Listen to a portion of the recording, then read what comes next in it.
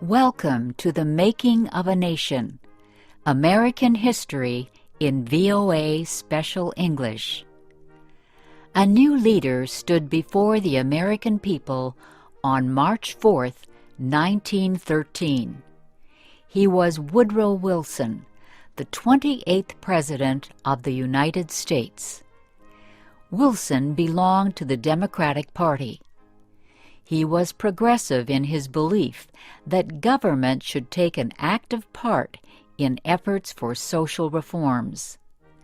This week in our series, Kay Gallant and Harry Monroe begin the story of Wilson's presidency.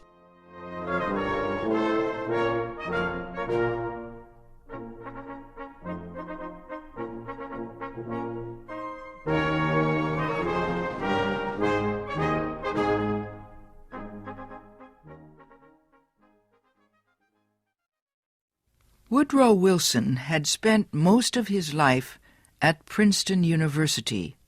First, he was a professor. Then he was university president.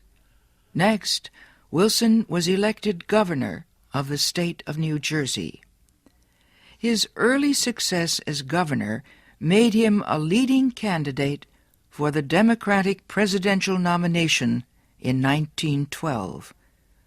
Wilson traveled widely around the country during the campaign. He made speeches to many groups. He tried to make himself and his ideas known to as many Americans as possible. Wilson called his program the New Freedom. One of his campaign promises was to fight for better conditions for America's small business owners. Such proposals helped him win the Democratic nomination for president. Then he defeated President William Howard Taft and former President Theodore Roosevelt in the election. Woodrow Wilson, the former president of a university, had become the president of a nation. The largest crowd in Washington, D.C.'s history welcomed Wilson outside the Capitol building on the day of his inauguration. He called on the American people to join him in making the country a better place. "Our duty," Wilson said, "is to correct the evil without hurting the good. I call all honest men, all patriotic, all forward-looking men to my side."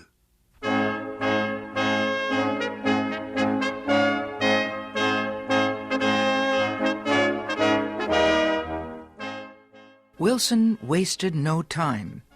He immediately called a special session of Congress to act on Democratic campaign promises to reduce import taxes or tariffs.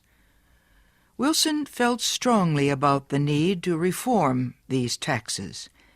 He broke tradition by leaving the White House to appear before Congress in person to appeal for his tariff proposals.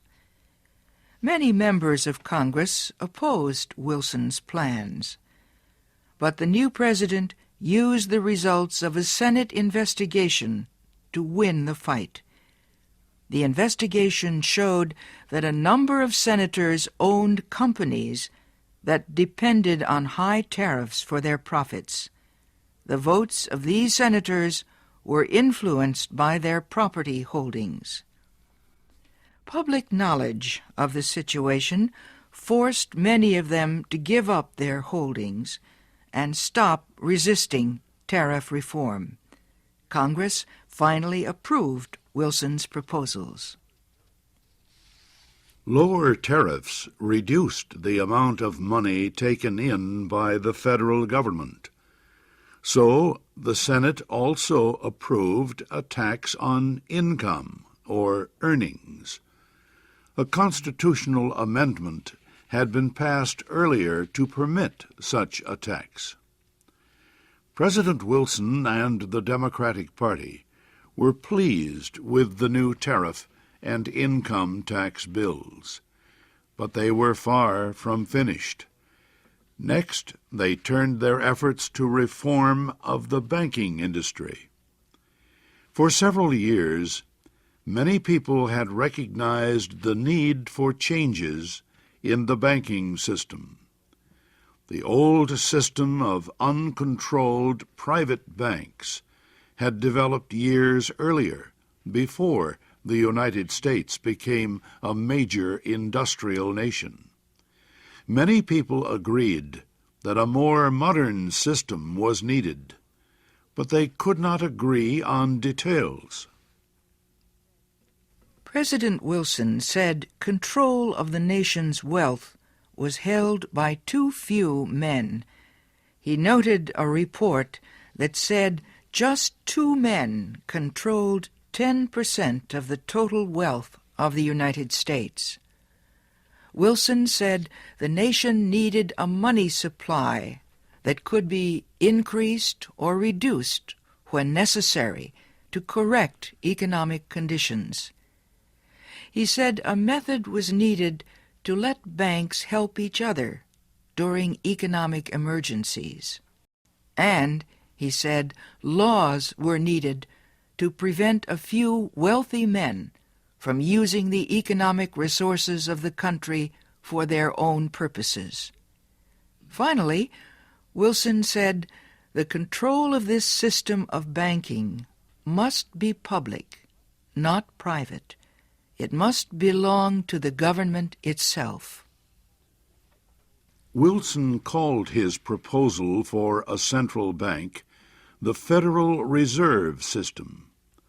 Under the plan, the nation would be divided into 12 areas. Each area would have its own Federal Reserve Bank. These area banks would not do business with the public. They would serve only as bankers' banks, and they would issue a new form of money supported by the federal government. Most important, the leaders of the new system would be chosen by the government, not by private business.